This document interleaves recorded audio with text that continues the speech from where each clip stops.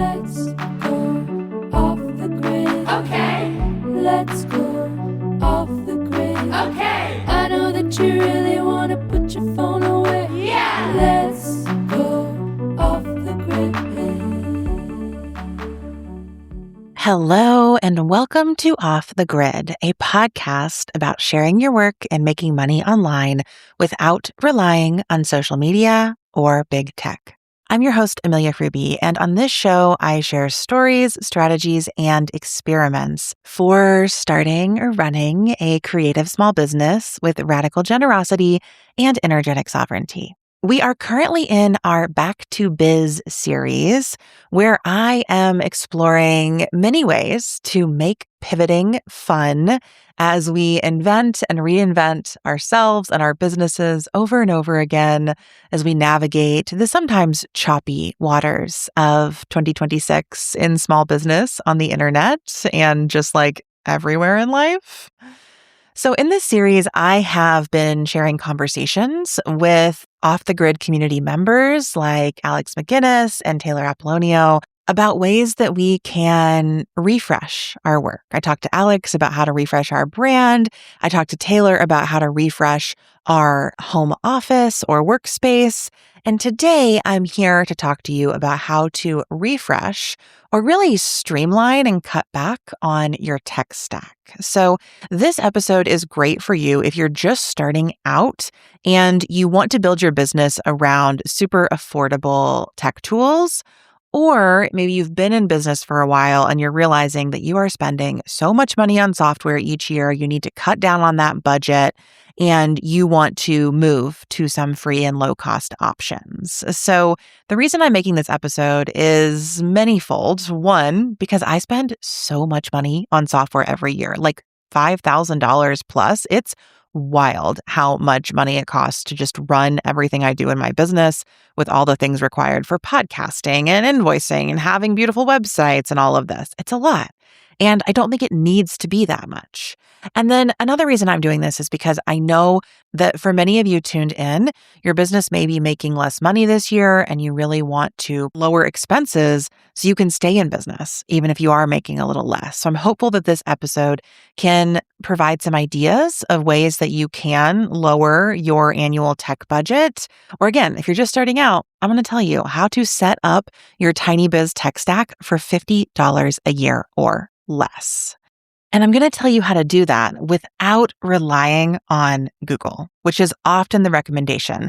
If you don't have a ton of money when you're getting started and you need email and calendar and all of this stuff, people say, well, just use Google. It's totally free. But here at Off the Grid, we try to divest from big tech. And so the recommendations I make here will not include Google, Amazon, or Facebook services in any way. Not all of these are explicitly privacy focused, but at the very least, they are not a part of those major tech surveillance companies.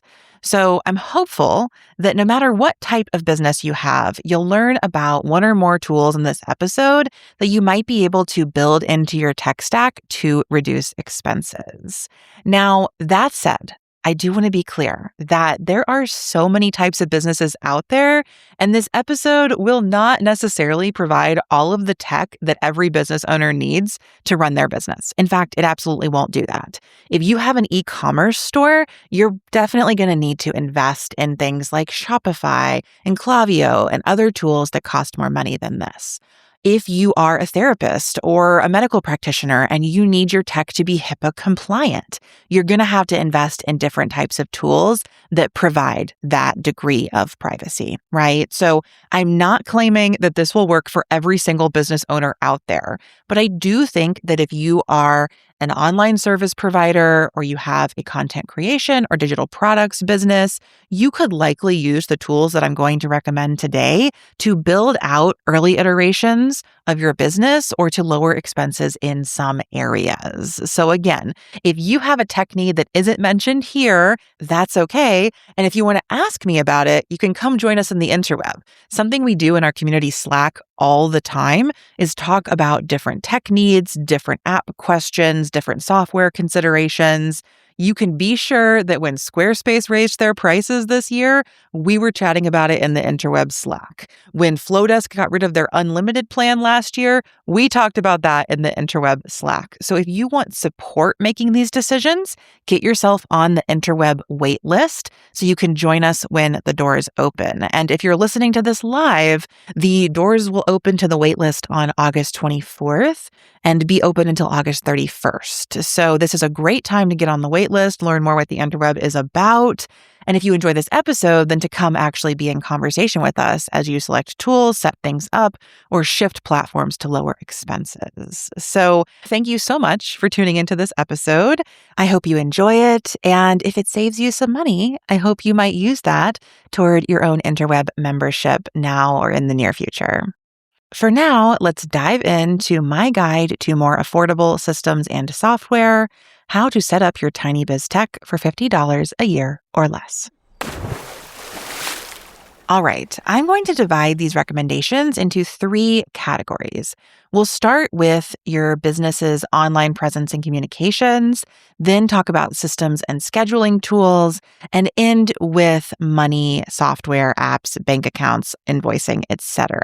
So let's dive in with your online presence and communication. If you are running a tiny business online, I think one of the first things that you want or need to do is get a website and email up and running. So when you're going to make a website, I hope you might start by claiming a domain. So that domain could be yourname.com. For instance, I own ameliafruby.com, or it could be the name of your business. For instance, I own softersounds.studio and offthegrid.fun. Now, .coms are always going to be the cheapest option. So if you're just getting started, if you're on a budget, I definitely recommend picking a .com domain, not going for the .studio, .design, .fun, .whatever. And the most inexpensive domain provider that I have found is Namecheap. Exactly as it sounds, it'll give you a cheap domain name. And for most .com domains, if they're available, you can get them for $7 for your first year on Namecheap. So that is where I would start for a budget-friendly domain. Then, once you have a domain, you are going to want to build a website. Now, I personally have built my websites on Squarespace, largely because I started building my first personal website there back in 2015. So I have over a decade of just experience and knowledge base built on Squarespace. But when I want an inexpensive one-page site for something, I love the platform Carrd. That's spelled Carrd. It's a great one-page website platform with a lot of templates that's largely based in Markdown, so you don't need to know any HTML. They have great resources on how to add content to and sort of build out your site. You can put anchors in, so you drop down to different parts of the page. I think they've even added forms that you can add or embed now.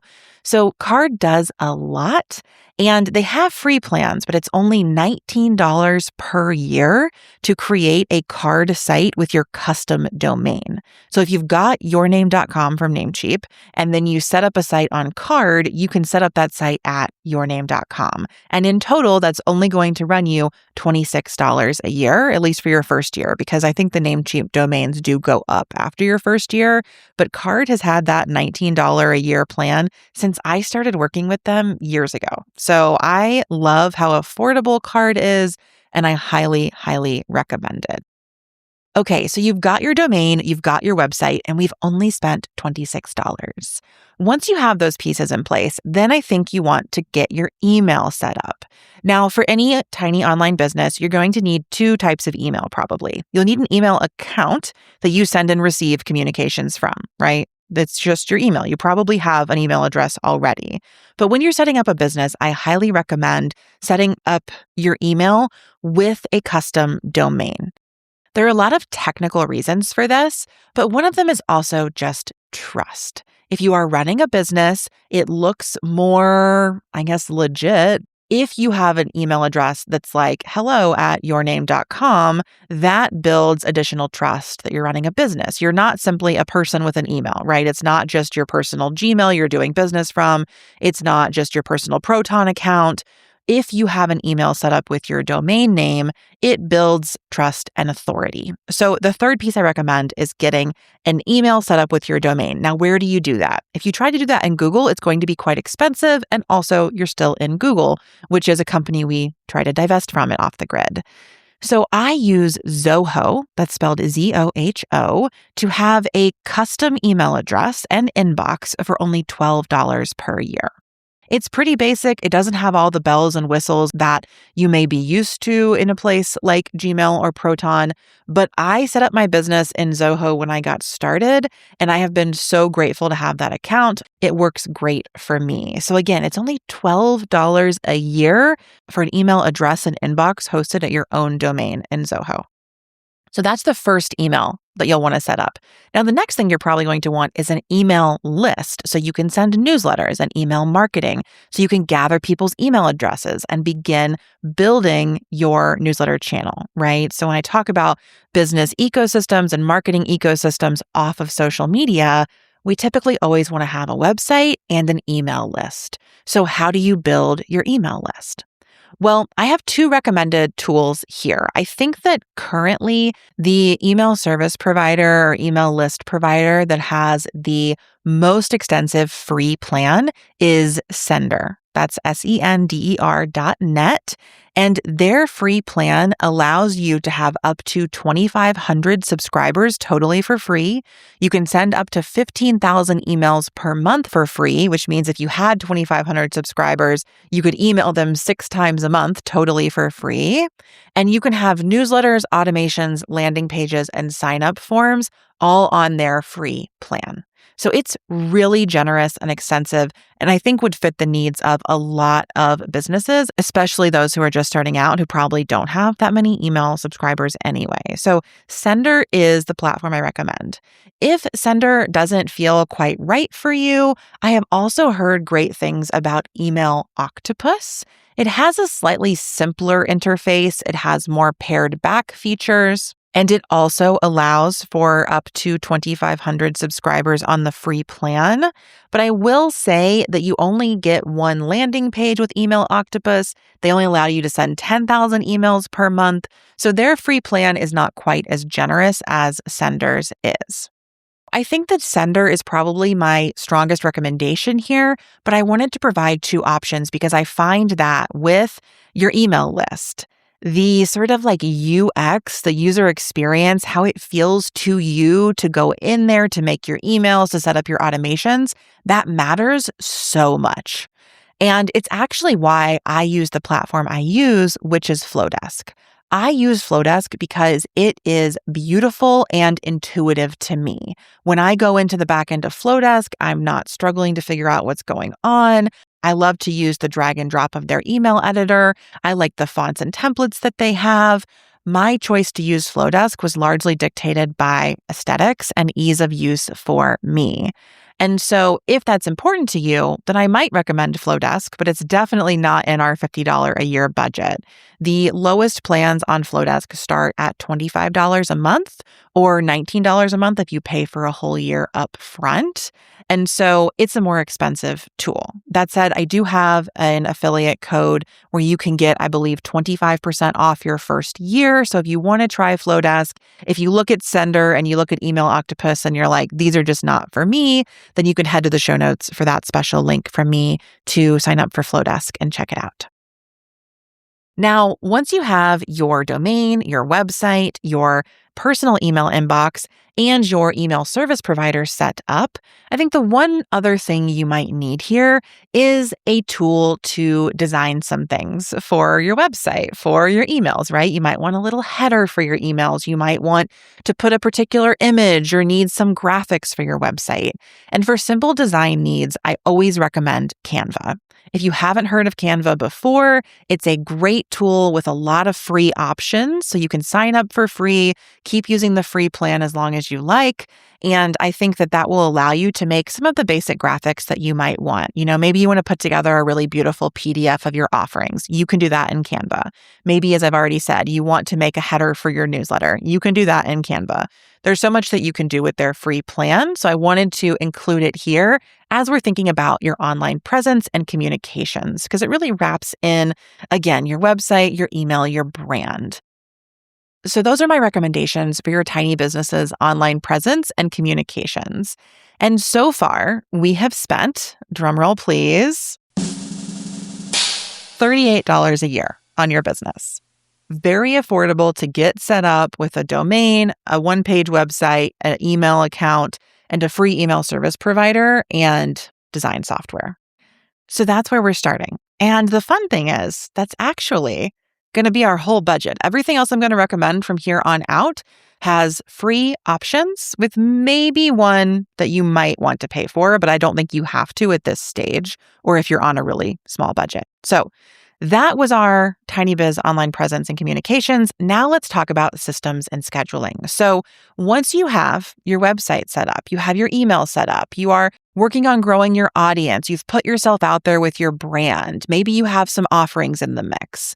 People might want to start talking to you, working with you, scheduling a call, sharing a document. So how are we going to do all of that?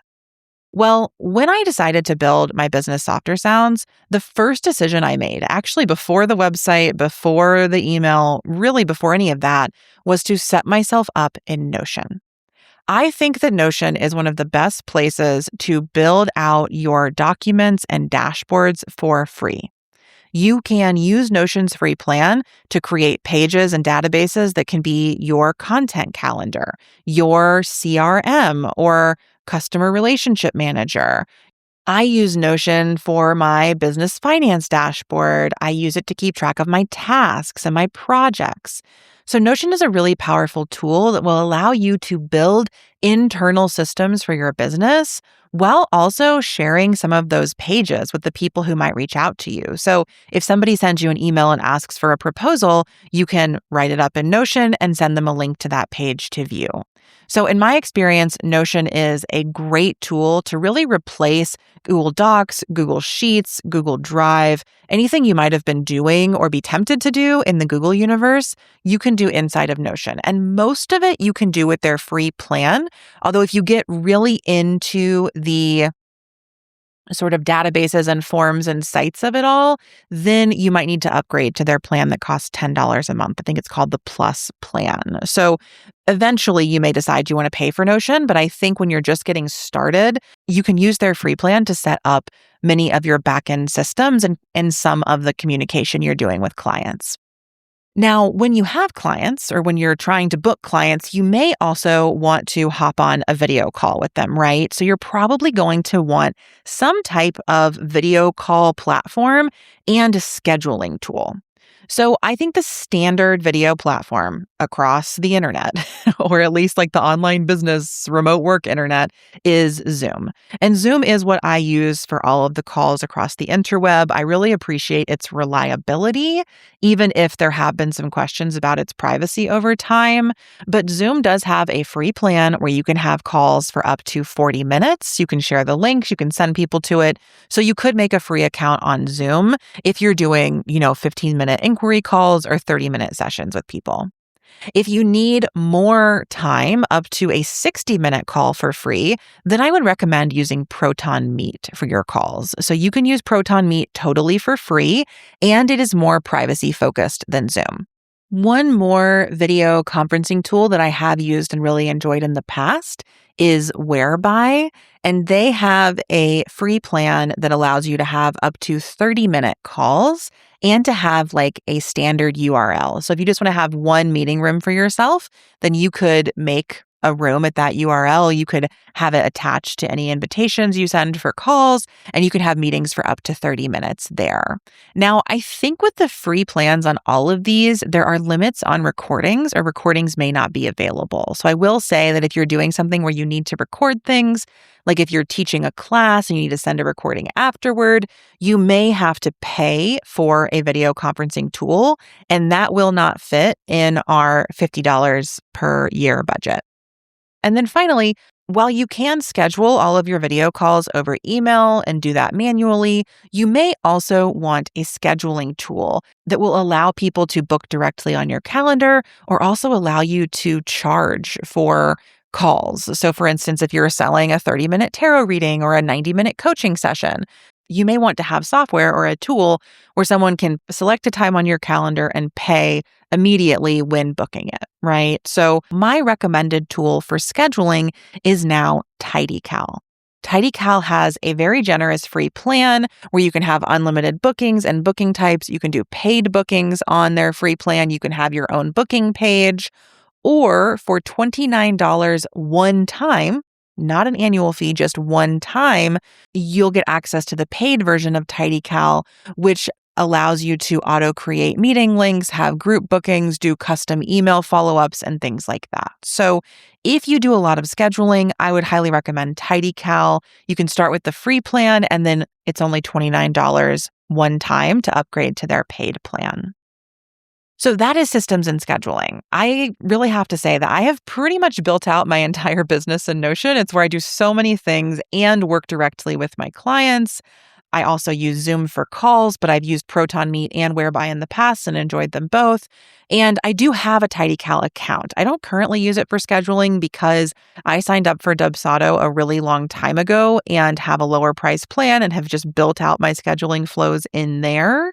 But I typically don't recommend Dubsado for everyone. It's definitely a tool for like specialized users. So I'm telling you that that's what I use, but I'm not recommending it to you. And definitely it doesn't fit in our budget of $50 a year or less. And that takes us to our third category. So we already went through your tiny business's online presence and communications, right? You got your website, you got your email list. Then we talked about your systems and your scheduling. You have your backend system set up in Notion. You have your video conferencing. You have your scheduler. All of that is set up, and we've spent well under $50 a year. But the last thing you're going to need is a way to make some money and have some money and keep that money and spend that money, right? So your business is going to need finance tools and software as well. So the first thing that you're likely going to need when you want to start making money in your business is a business bank account.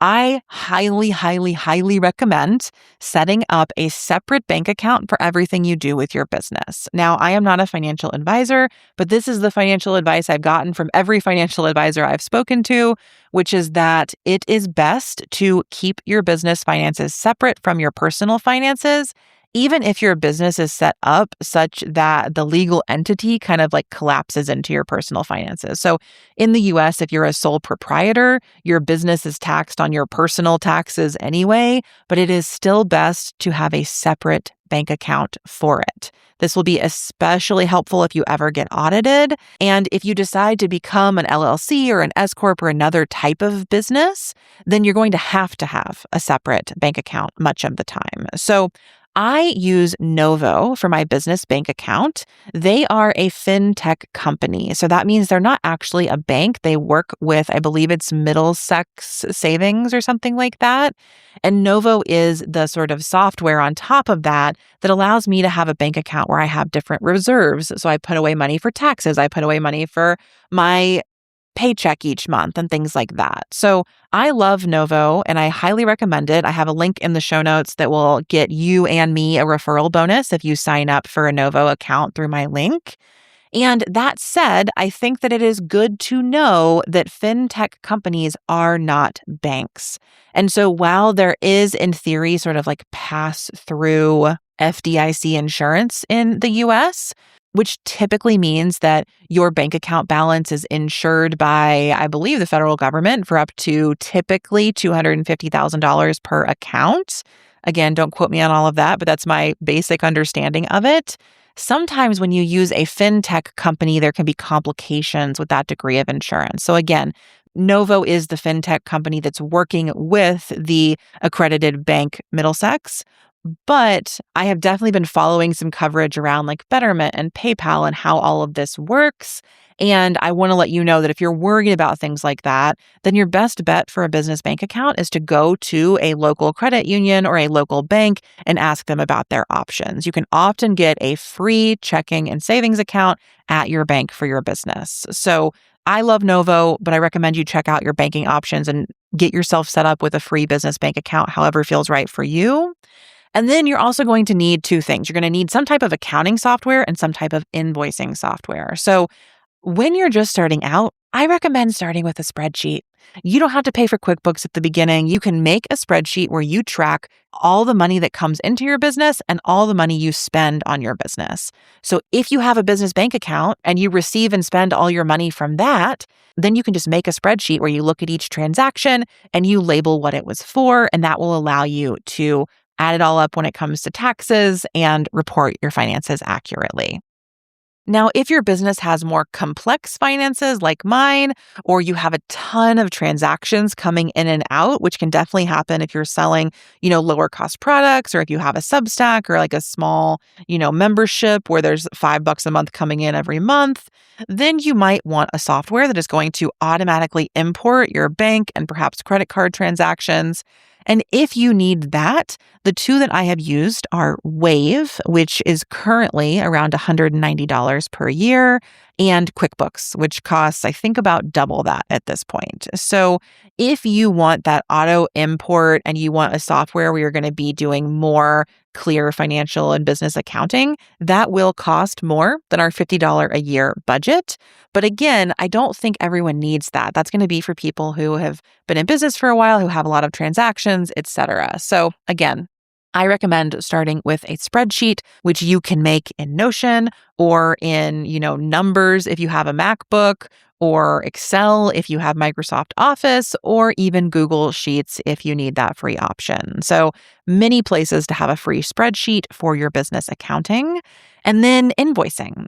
So when I started my business, I did most of my invoicing directly in Stripe. So if you want to accept money, you're likely going to need a way to do that. And the most common payment processor for online businesses is Stripe. So you're probably going to need to set up a free Stripe account.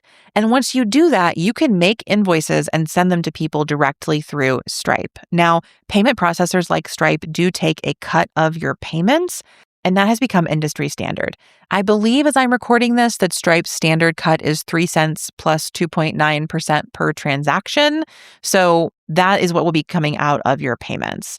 But one way that you can avoid those Stripe cuts of the payments is if you invoice directly from your bank and you only accept ACH, which is like checking account to checking account transactions. So if you use a bank like Novo, you can invoice directly through Novo's banking services. So I have also sent invoices through Novo, and then you get to choose. Do you want to accept credit cards, which then they will typically run with the payment processing fee, or do you want to limit it to only those ACH direct deposit transactions, which typically do not have a fee or have a lower fee? So I recommend setting yourself up in Stripe as your payment processor and using that for invoicing when you're just getting started. Or if you set up Novo as your bank like I did, you can send invoices directly through there. Now, this works best if you have like a one-to-one service provider business, right? So if you are setting up a graphic design package for someone, then I would send a direct invoice. But if you're selling a digital product like an ebook, you're probably not going to send a direct invoice every time you sell that product. So that's actually where the tool TidyCal can be really useful, because TidyCal allows you now to sell digital products. You can send ebooks alongside a transaction. And so that can be a great way to set up a sort of digital product or course-based business. So again, there are so many iterations of businesses and tools that you might need. Something else you might need if you are that one-to-one service provider is contracts. So the last tool that I will recommend here is BreezeDoc, which is a document and signing tool that you can use. It has lifetime pricing, only $19, one-time payment to use it forever. And you can use BreezeDoc for free or for that lifetime payment and send documents, send invoices, send contracts. They also have templates that they provide. So that could be another option for you. If you're that one-to-one service provider, you need to send a contract and get it signed, you need to send an invoice and get that paid alongside it, then I think BreezeDoc is going to be great for you. And that, my friends, is our list. If you're keeping a tally at this point, we still stopped at $38 per year way back at the beginning. But I did add a few more things that you might want to invest in. So you could spend that $38 per year on your domain, website, and custom email address and inbox. And then you might also want to add the $29 one-time payment for TidyCal and the $19 one-time payment for BreezeDoc. Those add up to be $48 total, but that is one time, not an annual fee. And not every business is going to need those things, like I've said. So just to recap, we ran through how to set up your tiny biz tech for $50 a year or less. We talked about using Namecheap for your domain, Card for your website, and Zoho for your email inbox. We talked through Sender, Email Octopus, and the more expensive Flowdesk to set up an email list, and how to use Canva for simple design needs. Then we turned to your systems and scheduling. I recommended Notion for setting up your internal systems, docs, and dashboards with your clients. I recommended Zoom, Proton Meet, or Whereby for video conferencing, and TidyCal for scheduling all of those video calls. And then we went into the world of money, where I shared that I use Novo for my business bank account. I recommend using a spreadsheet when you're just getting started tracking your finances and accounting, and then setting up in Stripe for your invoices, or using BreezeDoc for contracting and invoicing together. And that's your tiny biz tech for under $50 per year. I have to admit that I feel a little exhausted having walked through all of that. It's a lot. And it just reminded me how much it takes to run an online business. And that makes me want to just encourage you to take your time. If you are just getting started, go one piece at a time. If you have a business and you're trying to scale back, I recommend beginning with a tech audit. What's everything you're already using? Could you let go of some of those software subscriptions? Could you replace any of them with these tools? There are so many ways to streamline your tech and lower your expenses in this area. And again, if you want to talk about it, if you want my advice for your specific business, come join us in the interweb. That's our annual membership for creatives, artists, freelancers, and small business owners who want to share their work and make money online without relying on big tech. You don't have to use Google or Amazon or Facebook to set up your business in an affordable way. And I hope this episode has shown you that, and that you might join us in the interweb if you want more support making decisions. I also wanted to recommend 2 resources from Interweb members about this. So if you're not sure how to make decisions about tools, Asha Noel Hart has created a checklist for tool decisions, which will help you locate the problem areas and needs in your business before you commit to any particular software solution. So I'm going to include a link to that in the show notes if you want more support deciding what tools you might need or want to spend money on. And then if you want more options, if you're like, Amelia, I get that you just told me the least expensive stuff, but I want the right fit stuff, Heather of Small Business Rodeo has created a field guide for small business tech stacks. And her Notion guide is like unparalleled for helping you think through these decisions, but it also includes this tech tools recommendations mega list that will offer you so many options. So if you need fewer options, I recommend Asha's checklist for tool decisions. But if you need more options, I recommend Heather's field guide to simple tech stacks. Both of those are free and they will be linked in the show notes for you to go check out.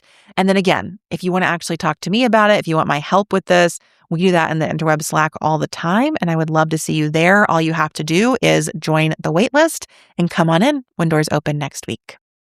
All right. Thank you so much for being here. Thanks for sticking with me and tuning into this episode. I hope that it helps you save some money and set up your tiny business with more affordable systems and software. I am sending you so much care as we navigate small business in these times. And we'll be back with another episode in our Back to Biz Refresh series tomorrow. Until then, you know where to find me, Off the Grid. I kinda hate social media, feeds on my brain like a bacteria. If you read my Wikipedia, it'll say I kinda hate social media. Post a picture of myself, sacrifice my mental health, use your product time to sell. I would rather go to hell. Do you like this? Leave a comment.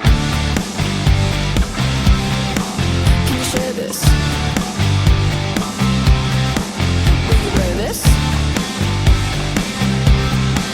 Do you like this? Leave a comment. Can you share this? Will you wear this?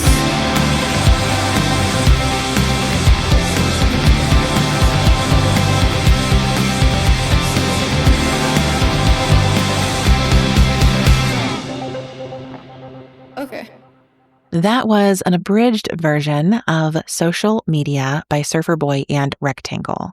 To hear the entire song, find Surfer Boy on Spotify or head to the link in the show notes. Thanks so much to them for sharing the song with us, as well as to Melissa Caitlin Carter, who sings our theme song that you hear at the start of every show.